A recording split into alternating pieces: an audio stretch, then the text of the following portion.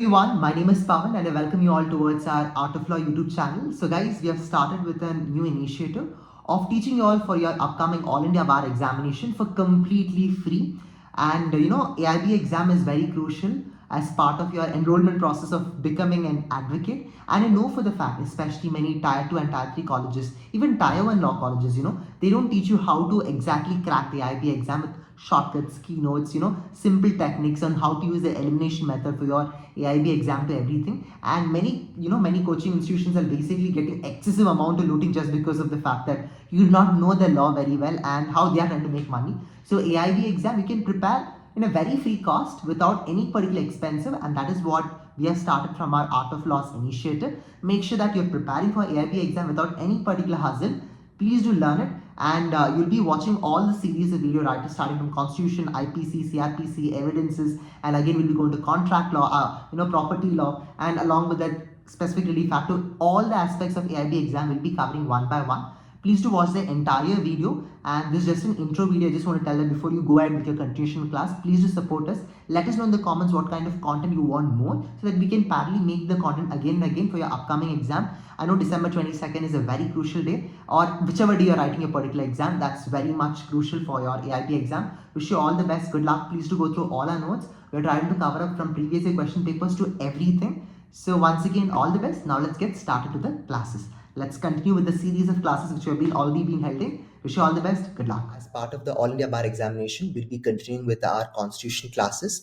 We'll be dealing with the previous year question papers, very important as part of your studies. So we'll be starting with question number 6. In case if you have not watched the previous video, please do watch it and then come back over here so that you will get more kind of clarity as well as knowledge. So question number 6 is about state which of the following statement is correct. The American doctrine of waiver of fundamental right is part of the Indian Constitution. Option B, no person can waive his fundamental rights under the Indian Constitution as they are sacrosanct. Option C is about a non-citizen can waive his fundamental right. Option D is about a citizen can waive his fundamental right which are for his individual benefit. So now let's quickly recap one by one. Okay, American doctrine of waiver of fundamental rights is part of the Indian Constitution. So it is not applicable in India because in you cannot waive off your complete fundamental rights. Okay, that's what Supreme Court has basically said it. So we are not applying this American doctrine of this fundamental rights in India.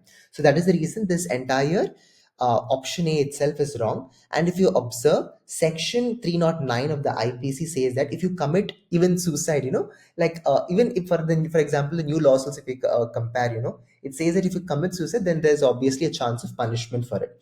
Now, no person can waive his fundamental right under the Indian Constitution as they are sacrosanct. What do you mean by sacrosanct? So sacrosanct says that no person can waive his fundamental right.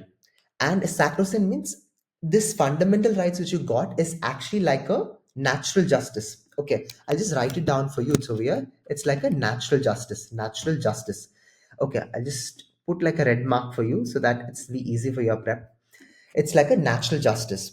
So it was also been held in the case of Basheskar, Bhaskar Nath versus the CI case. CI case, it was basically had what? That Supreme Court is basically the protector of the fundamental rights and no person can waive his fundamental rights. Now, option C is about a non-citizen can waive his fundamental right. That is a non-citizen has also fundamental rights. If you observe our fundamental rights, you'll clearly understand it. Option D is about a citizen can waive his fundamental rights which are for individual benefits. That is also a wrong answer. So the correct answer is option B. That means no person can waive his fundamental right because it is part of the natural justice.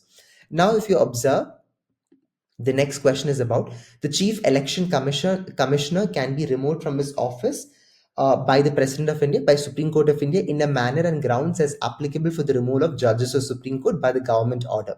So the answer is nothing but it is option C, in manner and grounds of applicable for the removal of judges of Supreme Court.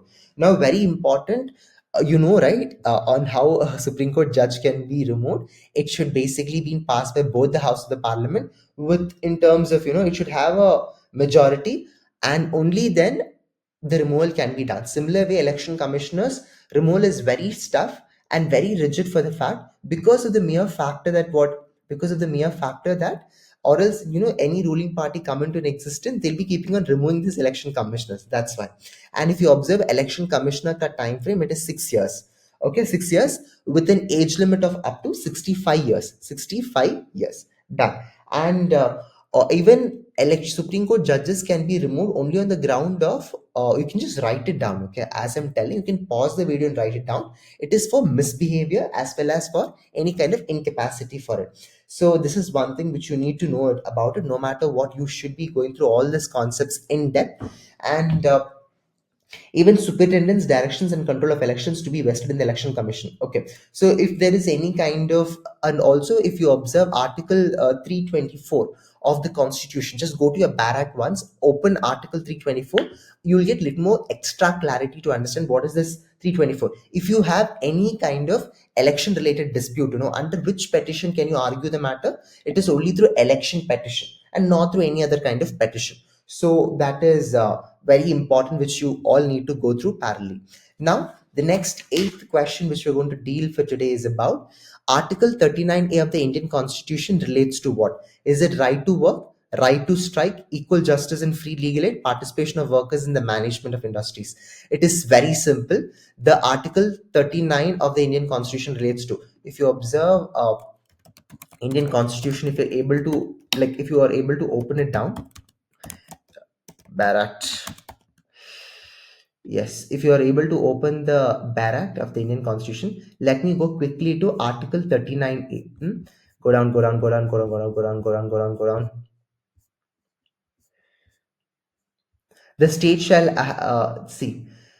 Here it is. The state shall secure the operation of the legal system, promote justice on a basis of equal opportunity, and shall in particular provide free legal aid by suitable legislation or schemes or in any other way to ensure that opportunities or securing justice are not denied to any citizen by reason of economic or other disabilities.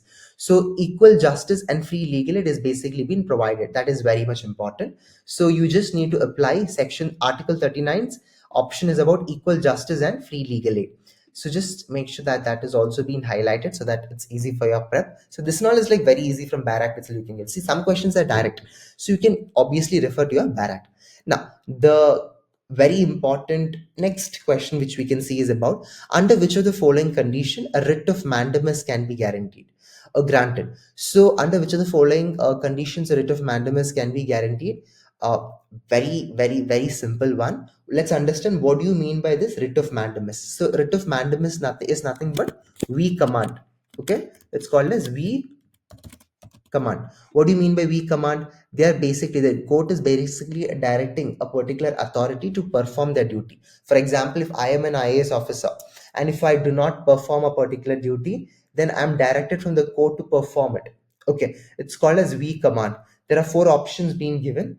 There must be a public duty, there must be a specific demand and refusal, there must be clear right to enforce the duty, the right must be subsisting on the date of petition. So if you observe over here, the clear-cut answer it's over here is about there must be a public duty. Okay, so for obviously, which of the following statement are the conditions of writ of mandamus can be granted? So the correct answer by using the codes are, if you observe, like there is actually an options, okay, like option A, option B, option C, option D. But if you observe, these first three options are correct because there must be a public duty. If I as an officer I have, then there is obviously a public duty. There must be a specific demand and refusal. Demand means once you demanded to do something, and if I refuse it, then obviously you can issue the mandamus for me. Now there must be a clear right to enforce the duty. That is very much important. No matter what aapko like complete, there must be a clear right to enforce. As in public servant, I must have a right to enforce it. Only then I can basically be, and if I don't do it, only then I'll be punished. So all these three options are in fact correct. Okay, it's in fact correct. I'm just putting a red mark for it. And there must be a subsisting on the date of petition. What do you mean by there must be a subsisting on the date of petition? See, this answer is wrong. Why? Because only the present case you can do it, or the existing legal case. But only your current or legal ongoing cases only you can basically approach the court to tell it. See, something of current or ongoing matters going, only then you can put a petition, not something which has been happened long time before. So these are the like 6 to 9 important questions which we discussed for today. I hope you understood. If you have any doubt, let me know. You know, you can let me know in the comments. We'll be happy to connect you and help you for the same. Prepare very well for your upcoming exam, because very crucial and very important it is. And that's all. Take care. Wish you all the best. Good luck. This is me, Pavan, signing off.